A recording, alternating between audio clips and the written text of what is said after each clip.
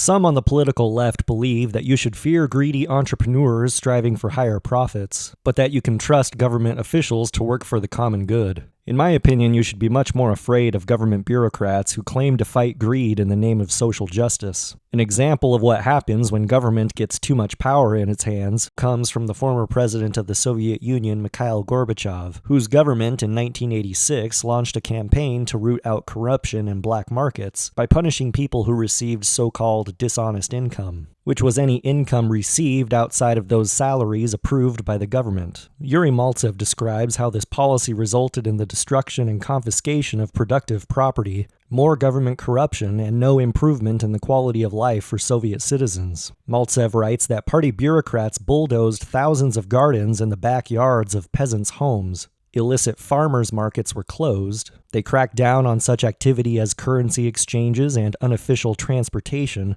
and the penalty for renting out an apartment for profit would be to have your whole home confiscated. This certainly didn't help improve the quality of life in a nation plagued by chronic shortages of necessities. Since nearly everybody in the Soviet Union had participated in some black market activity in order to survive disastrous socialist policies, Maltsev says that Soviet bureaucrats were always pleased when new laws were passed because it gave them a chance to extract even more bribes. Officials used these laws for extortion to gain higher positions of authority and control those beneath them. Soviet government officials often would not take bribes directly, rather they would send the police to extort money, threatening victims with imprisonment unless they paid a bribe to have the charges dropped. Being a police officer was a coveted position because it gave you more power to enrich yourself at the expense of others. This policy only lasted for a year, but in that time, 150,000 people were imprisoned for earning dishonest income. The greater control the government has over our lives, the more government officials will use their coercive power to exploit the masses and enrich themselves, all in the name of fighting for the common good.